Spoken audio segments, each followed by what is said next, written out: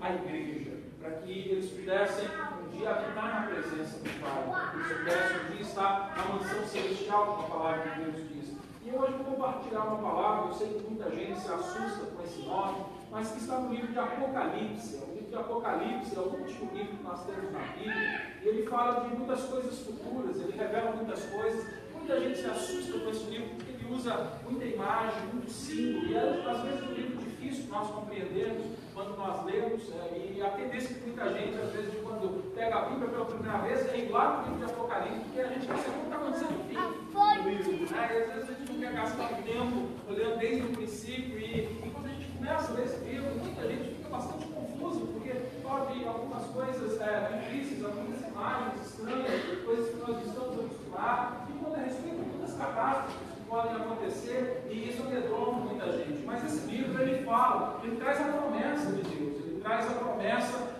que traz a esperança para aqueles que creem no nome de Jesus Cristo. E na passagem de Apocalipse, no capítulo 19, versículo 5, versículo 10, nós temos aqui uma passagem que fala deste momento do casamento da igreja com Jesus Cristo. O momento que a gente chama da boda do Cordeiro. Na verdade, nessa passagem se fala do momento do casamento e ela rapidamente passa já para o tempo da festa depois do casamento. Então, dentro dessa passagem, hoje eu quero compartilhar com vocês que estão aqui, convidados, nossos irmãos dentro da igreja, que são membros de uma outra igreja que também estejam aqui. Hoje eu quero compartilhar com você a respeito do casamento. E nessa passagem eu vejo aqui 5 pilares do casamento, 5 pontos importantes, 5 pilares. Pilares fala de sustento, aquilo que mantém o casamento sólido, o casamento de pé. E como eu estou falando a respeito da igreja do Senhor, eu também vou falar no culto de hoje a respeito dessa vida da igreja de Jesus Cristo com o seu noivo Jesus Cristo, um pilar que é importante na vida de cada crente e na vida de um casal também. Então hoje eu vou falar para quem é crente, vou falar para quem não é crente, para quem é casado, para quem um dia quer casar. Hoje eu vou trazer uma mensagem que é generalizada. Hoje todos vocês, eu acredito que podem tirar alguma coisa boa dessa passagem. Eu vou estar lendo então o Apocalipse, capítulo 19, do versículo 5 ao versículo 10. Se você tiver a sua Bíblia, se você quiser abrir lá comigo, você pode abrir a sua Bíblia neste momento. A palavra diz assim: e saiu do trono uma voz dizendo: louvai o nosso Deus, vós todos os seus servos, e vós que o temeis, assim pequenos como grandes. Também ouvi uma voz como a de grande multidão, como a voz de muitas águas, e como a voz de fortes trovões que dizia: aleluia, porque já reina o Senhor nosso Deus, o Todo-Poderoso. Versículo 7. Regozijemo-nos e exultemos e demos-lhes a glória, porque são chegadas as bodas do Cordeiro, e já a sua noiva se preparou, e foi-lhe permitido vestir-se de linho fino, resplandecente e puro, pois o linho fino são as obras justas dos santos. e disse-me: escreve, bem-aventurados aqueles que são chamados à ceia das bodas do Cordeiro. Disse-me ainda: estas são as verdadeiras palavras de Deus. Versículo 10. Então me lancei aos seus pés para adorá-lo, mas ele me disse: olha, não faça tal coisa, sou conservo teu e de teus irmãos, que têm o testemunho de Jesus. Adora a Deus, pois o testemunho de Jesus é o espírito da profecia. Vamos orar mais uma vez. Pai, diante da tua palavra neste momento, nós pedimos que agora o Espírito Santo de Deus venha trabalhar nesta igreja. Porque a palavra de Deus diz que é o Espírito Santo que convence o homem do pecado, do juízo e da justiça. Por isso hoje, Senhor Pai, o meu papel aqui é simplesmente levar a mensagem do Evangelho. Porque eu não tenho o poder de convencer ninguém aqui neste lugar. Mas eu acredito que esta palavra que eu ministro ela é viva. Uma palavra poderosa, uma palavra que não falha. Uma palavra que, quando regada do Espírito Santo de Deus, pode trazer transformação de vida. Por isso eu oro hoje que esta palavra venha transformar vidas, venha transformar as famílias deste lugar. Aqueles que hoje são convidados e estão aqui conosco hoje, Pai, em nome de Jesus, que hoje haja cura, restauração, que haja salvação neste lugar. E toda honra, louvor e glória neste dia entregamos somente a Ti, em nome de Jesus. Amém. Amém. O primeiro pilar que eu vejo nessa passagem, no versículo 5, e novamente eu queria fazer a leitura do versículo 5, fala do ouvir. O primeiro pilar para que um casamento possa ser sustentável é necessário que haja a habilidade no casal de ouvir. Ouvir um ao outro, ouvir as pessoas. A gente precisa ouvir. Para que a gente se comunique bem, a gente precisa aprender a ouvir. É interessante que quando Deus nos fez, Ele nos deu uma boca e dois ouvidos. É verdade que a gente usa muito mais a boca do que os nossos ouvidos. Nós gostamos de falar muito mais do que ouvir. É verdade? Mas para que um casamento seja um casamento sólido, um casamento de partilha, um casamento no modelo daquele que Deus institui como modelo do seu relacionamento com Deus, é importante que a gente aprenda a ouvir. Aqui ele diz, no versículo 5, ele diz: saiu do trono uma voz. Então, se alguém está falando, é importante que a gente pare para ouvir, porque pode ser que essa voz tenha algo importante para dizer. E nesse caso, nessa passagem, há algo muito importante aqui que está sendo dito. Ele está chamando os homens a louvar o nosso Deus. Ele diz: louvai o nosso Deus, vós todos os seus servos, e vós que temeis, assim pequenos como grandes. Ele deixa bem claro que ele não faz acepção de pessoas, que ele não se importa com você ser uma pessoa importante ou uma pessoa menos importante, que tem um bom trabalho ou um trabalho mais simples, que seja rico ou que seja pobre, ou a raça que você tem. Ele não está preocupado com isso, ele está preocupado em que todos aqueles que creem no nome dele o louvem. Ele está chamando, ele está convidando a gente a ouvir este louvor. Isso que nós acabamos de fazer aqui, louvando o nome do Senhor Jesus diante dele. Mas vai haver um dia onde toda a igreja estará reunida fazendo isso. E no casamento é importante a gente aprender a ouvir um ao outro. A palavra de Deus diz lá em Romanos, capítulo 10, versículo 14: como, pois, invocarão aquele a quem não creram? E como crerão naquele de quem não ouviram falar? E como ouvirão se não há quem pregue? É importante, então, que haja a comunicação. Ele está dizendo que para que a igreja de Cristo esteja pronta para o dia das bodas, para o dia do casamento, é necessário que a igreja, quando se prepara, leve a mensagem do Evangelho. Fale dessa mensagem. E é isso que nós estamos fazendo hoje aqui. Hoje a gente aproveita a oportunidade dessa celebração de Altivo e de Elizabeth para que a gente leve essa mensagem para os seus amigos, para os seus familiares, para os seus convidados. O meu pedido hoje é que você hoje deixe de lado a sua opinião, as suas convicções, e que você somente me ouvisse. Porque, como eu disse, eu não tenho o poder de te convencer. Mas se hoje o Espírito Santo de Deus falar com você através da palavra que eu estou ministrando, eu tenho certeza que Ele vai mudar a sua vida nesse sentido. Então eu só peço que você fique aberto, que você se abra e deixe Deus falar com você nessa manhã, nessa noite. Nós precisamos ter comunicação. comunicação. Tiago, capítulo 1, versículo 19, diz: sejam todos prontos para ouvir, tardio para falar, para se irar. Altivo é importante no casamento que você aprendeu a ouvir. A mulher tem uma necessidade diferente do homem. A mulher precisa falar muito mais do que o homem fala. Você pode perguntar isso para mim, escuta. Mas dizer, muitas vezes ela me cobra dessa necessidade que ela tem.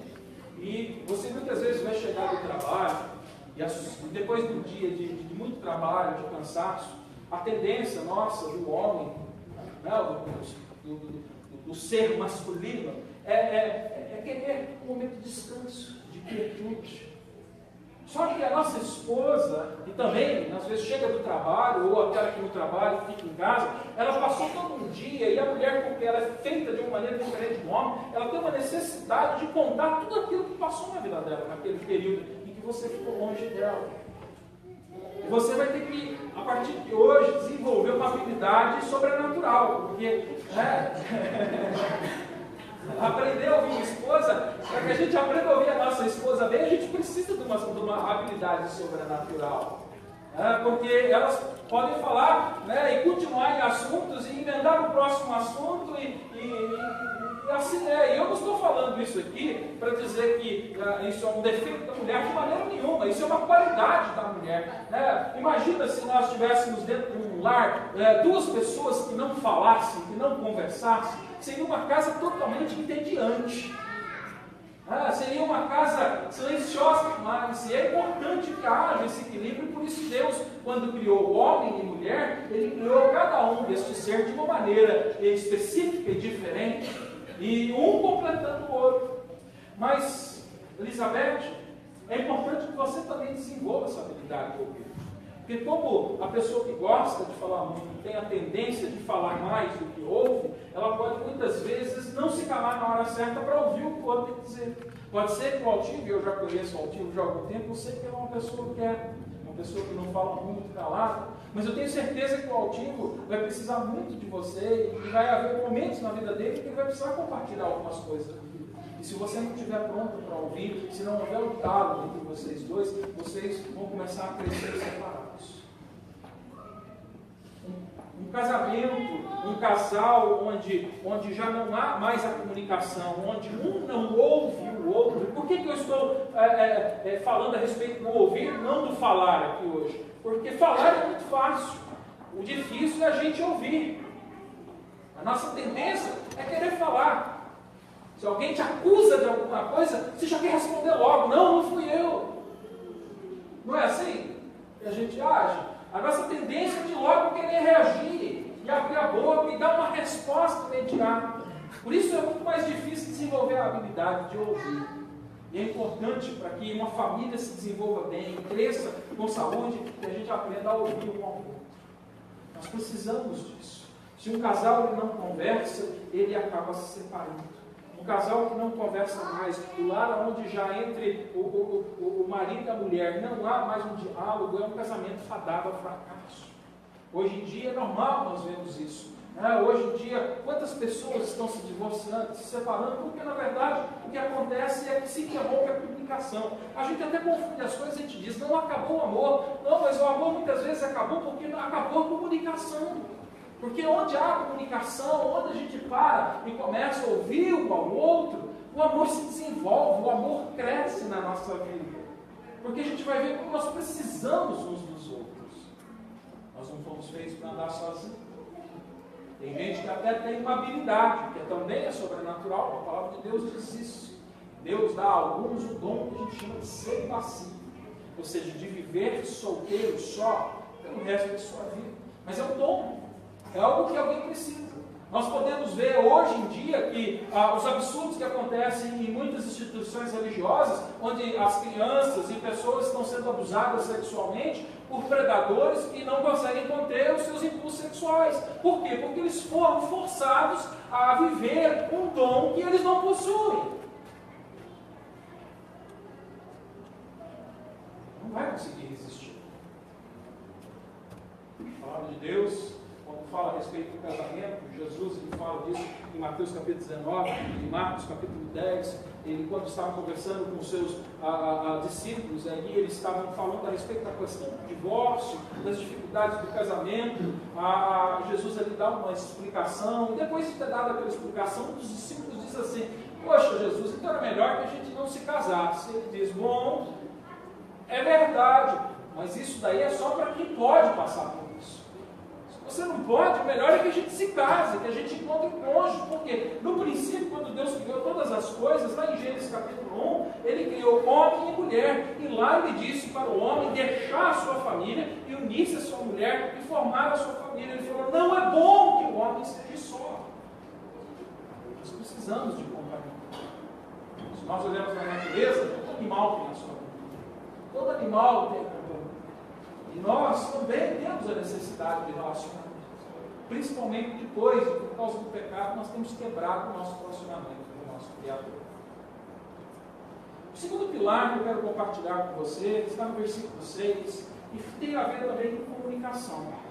No primeiro pilar fala do ouvir. Nessa primeira passagem de Apocalipse, capítulo 19, versículo 5, aqui a palavra de Deus diz que é uma voz do trono. E a nossa tendência é pensar que essa voz era a voz de Deus. Mas não era a voz de Deus, porque no versículo 5 ele diz assim: louvai o nosso Deus. Aqui claramente não era Deus falando, era alguém falando e chamando as pessoas a ouvir e clamar a Deus. Então não era Deus falando, apesar da voz ter saído lá do trono. Provavelmente alguém que estava próximo do trono. Mas quando a gente chega agora no versículo 6, ele continua falando a respeito de ouvir. E o segundo pilar que nós temos que estabelecer no nosso casamento é ouvir a Deus. Então, em primeiro lugar, nós ouvimos uns aos outros, e em segundo lugar, nós temos que aprender a ouvir a Deus. Versículo 6, ele diz: também ouvi uma voz como a de grande multidão, como a voz de muitas águas, e como a voz de trovões, de fortes trovões, e dizia: aleluia, porque já reina o Senhor nosso Deus, o Todo-Poderoso. Nós temos que aprender a ouvir a Deus. Jesus, ele diz em João capítulo 10, versículo 27, ele diz assim: as minhas ovelhas ouvem a minha voz, e eu as conheço e elas me conhecem. Há umas 2 semanas atrás eu recebi um vídeo no Facebook, no YouTube, bastante interessante. O vídeo mostra, acho que um grupo de estudantes que faz uma visita a uma fazenda, uma criação de ovelhas, e ali o pastor que cuidava daquelas ovelhas, acho que ele quis mostrar que essa passagem bíblica é verídica, é verdade. E ali ele diz para aqueles estudantes: chama as ovelhas, e aqueles jovens fazem barulho, bate palma, bate panela, chama as ovelhas, faz tudo e as ovelhas não vêm. Quando o pastor levanta a voz, as ovelhas vêm correndo para cima. É isso que ele está dizendo aqui. É isso que nós estamos aprendendo. Nós precisamos aprender a ouvir de Deus. E aquele que é de Deus, ele ouve a voz de Deus. É muito fácil, quando a gente está com um problema, a gente correr para a igreja. E olha, eu não quero desincentivar a ir à igreja. Não é isso que eu estou querendo dizer a você. Se você tem um problema, vá à igreja sim, vai compartilhar, porque Deus é um Deus bom, um Deus de misericórdia, um Deus de graça. Ele vai te ajudar. Mas tem gente que só procura a igreja quando tem um problema. E eu quero dizer para você que Deus já conhece o teu problema. A verdade, a palavra de Deus diz que Ele sabe de todas as coisas. E mesmo antes de você pedir a Ele o que você precisa, Ele já sabe o que você precisa. Por que então nós buscamos a Deus? Não porque nós estamos buscando a solução de um problema. Ele está te chamando a ter comunhão com Ele, porque Ele não quer o seu problema, Ele quer você. E se Ele quer você, Ele quer ajudar você também nos seus problemas. Porque ele é pai. Pai, quando chama o filho para perto, ele não chama o filho só para resolver o problema. Não, meu filho, vem cá, me conta se tem um problema. Não, eu tenho um problema, pai, não, então eu vou resolver o problema, pode ir embora, fica longe de mim. Não, o pai quer a presença do filho. O pai que ama os seus filhos, ele quer que o filho gaste tempo ali. E muitas vezes o pai se envolve nos problemas do filho para ajudar, só para criar uma oportunidade para estar perto do seu filho. E assim é o nosso Pai do céu. Às vezes Ele permite que a gente passe por algumas dificuldades na vida, para que você venha correndo para Ele, para que você gaste um tempo perto dEle.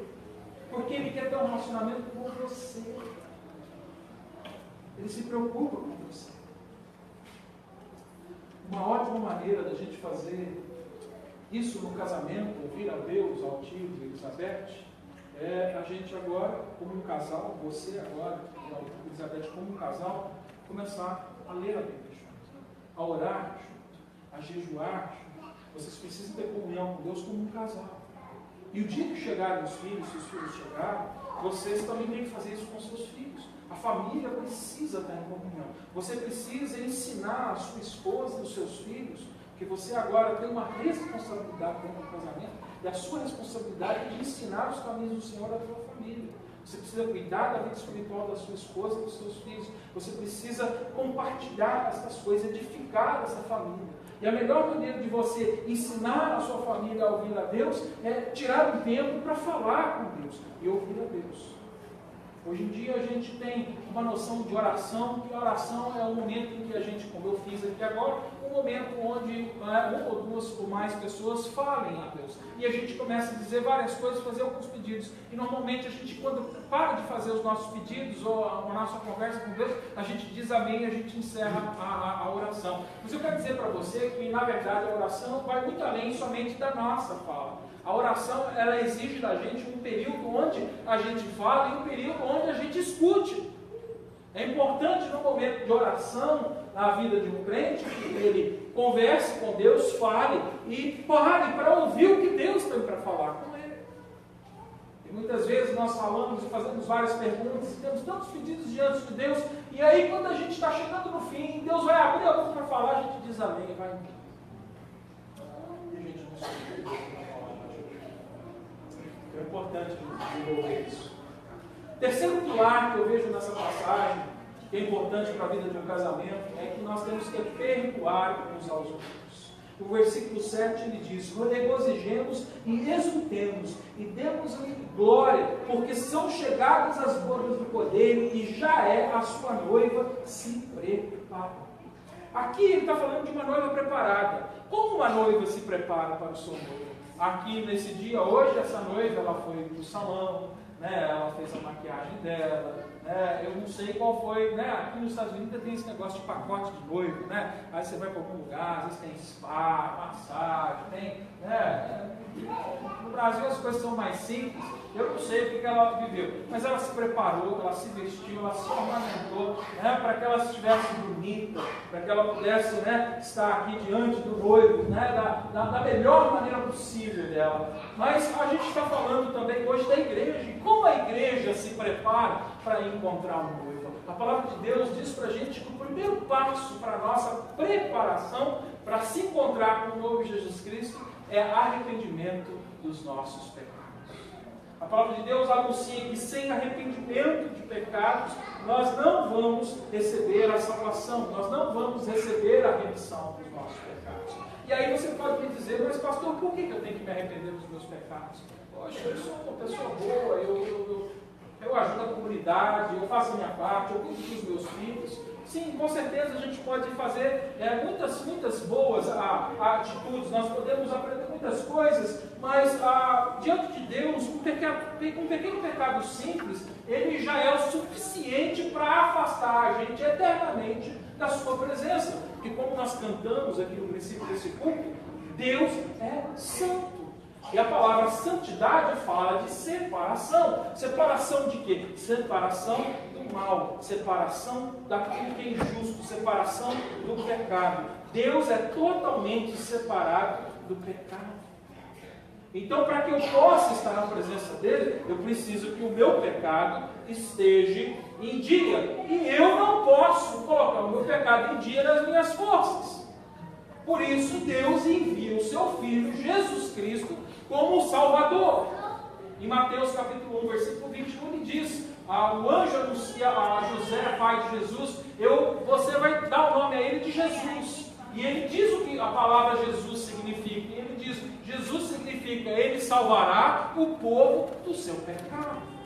Ou seja, um homem, ele pecou. Todo homem, todo jovem, toda criança, todo bebê recém-nascido, por mais inocente que ele pareça, ele carrega sobre ele o pecado, que a gente chama de pecado.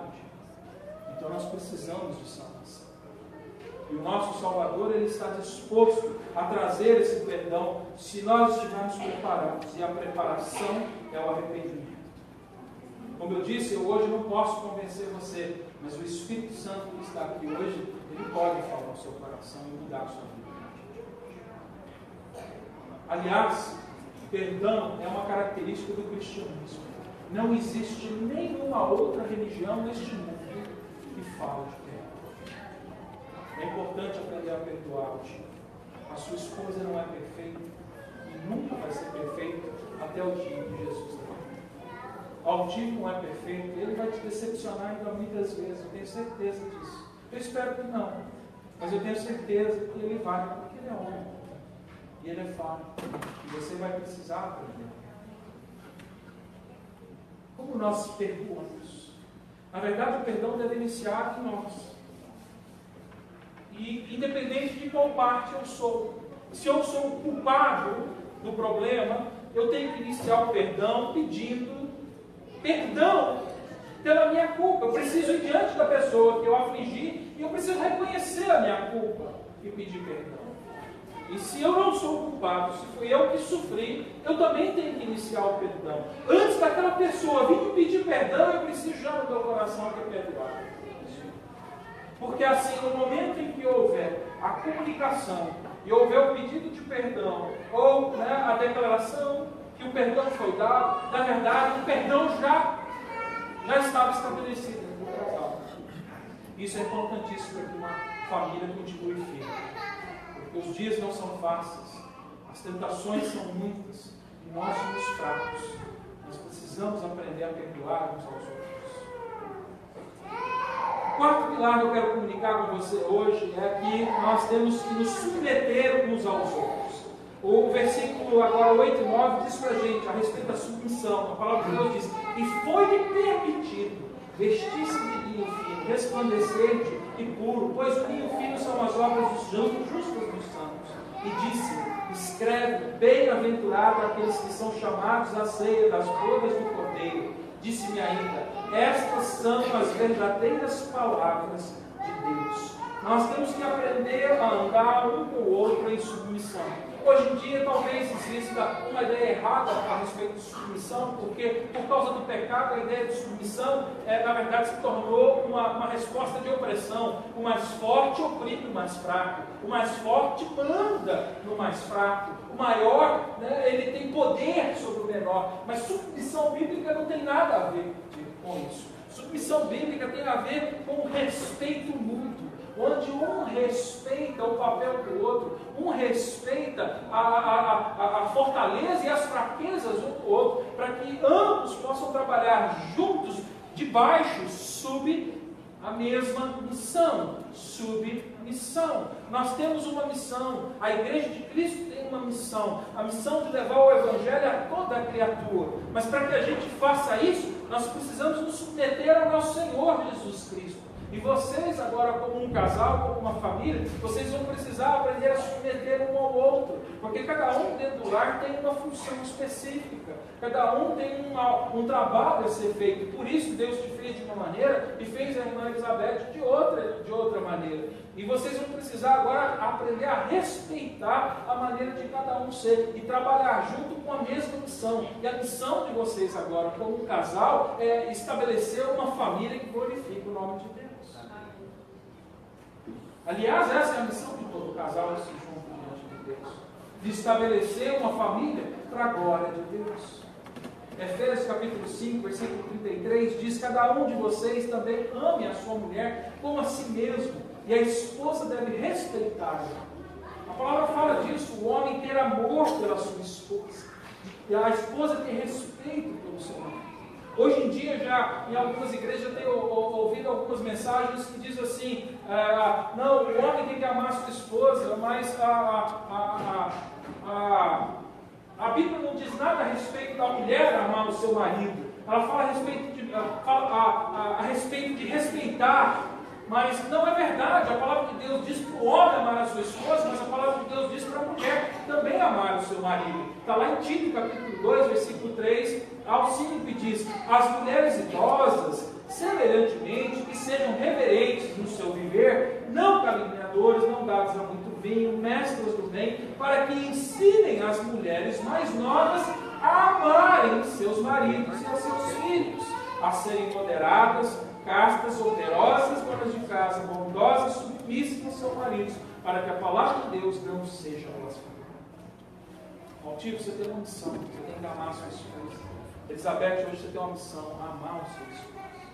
Eu tenho certeza que se você chegar nesse dia, porque vocês amam muito a Deus. Mas o amor, ele vai muito além da paixão carnal, muito além do princípio de um relacionamento, muito além da cerimônia matrimonial. Esse amor vai ter que ser desenvolvido, porque com a convivência e conviver, você vai descobrir que o altivo, né, não é esse príncipe encantado que você sonhava. Você vai descobrir que ela não é